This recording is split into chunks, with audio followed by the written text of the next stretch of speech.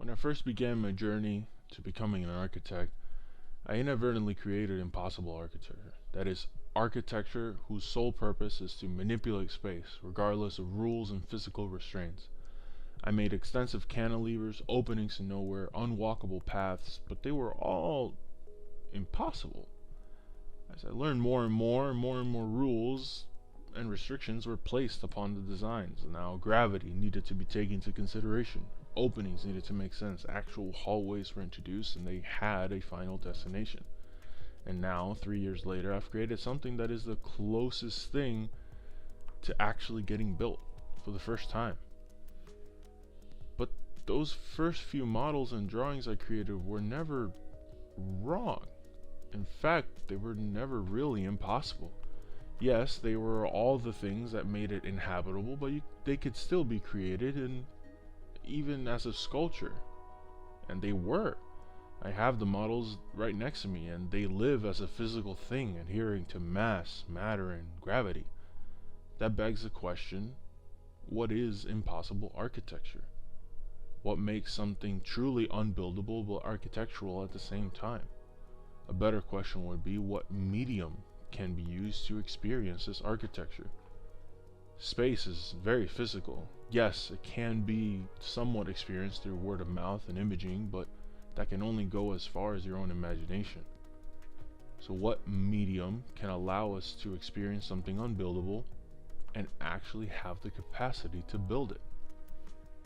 Silly enough and unexpectedly, video games. Games are full of architectural impossibilities. Floating islands, planets, heightless towers, habitable creatures. It's all manipulating space in a unique way and allowing you and I to experience it. That's why VR is so awe-inspiring to us.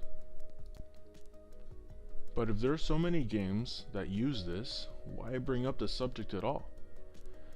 Because there's one game in my library that does this almost perfectly, and is undeniably the genesis of my architectural intrigue, and I still use it as my inspiration to this very day, though I really didn't realize it until recently. Monument Valley.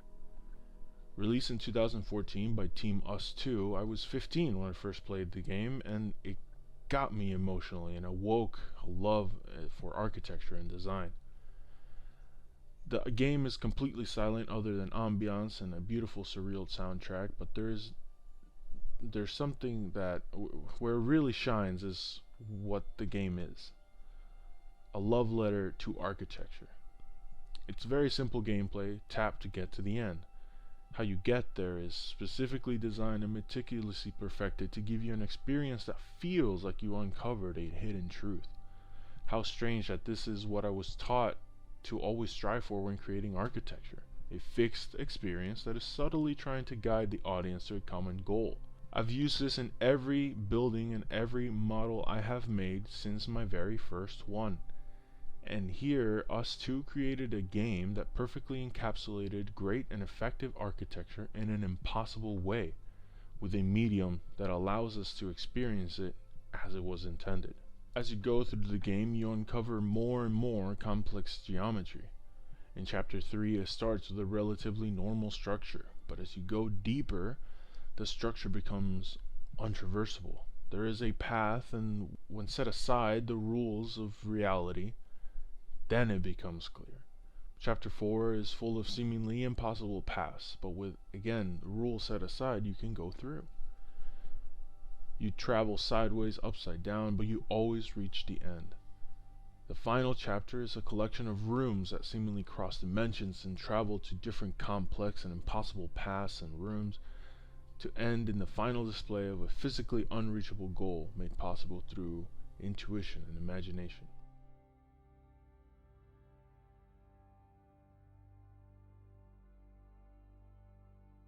The developers drew inspiration from N.C. Escher, an architect artist that incorporated impossibility into his work, his most famous work being Relativity. You can clearly see the direct response the Us2 team had to this painting in particular. Many levels in both games, yes, there is a sequel and it's just as good if not better than this one, look like they came from this building, And it goes to show what impact impossible architecture has on us. As impressive as habitable structures and spaces can be, and as useful and functional as they are, there is something to be said about this type of impossible architecture. No, it is not directly profitable. You can't put 120 condos into these spaces, you can't rent out office spaces, you can't walk, let alone live in these spaces. But this architecture speaks to something deeper than the superficiality of how aesthetically pleasing it can look. It speaks to our full, unhinged creativity, our unadulterated sense of wonder, our childlike imagination. And it does all of this without actually existing. I found this game that I played on my iPhone 5C and its tiny, ludicrously tiny screen 7 years ago. I found this game just as impactful to my architectural mind and my current work as a cathedral that I went to in Savannah. And years later, when I replayed it, it felt the same sense of wonder and awe. I fully blame this game for subtly injecting me with a love for architecture that I have today. It was this thing that made me look at built structures differently and notice certain details and movements that I didn't understand until 7 years later when I learned what they actually are and what they do. Through all of this said, impossible architecture has a very, very special place in my heart. And I think it holds more water than habitable structures, at least for me anyway. It shows me just how far our minds can go, not just in the creativity and the creation, but in the understanding and the experience. It leaves me with a feeling of wonder for the unbuilt. I can create things that work perfectly in my head, but in real life wouldn't work at all. And that says something, doesn't it?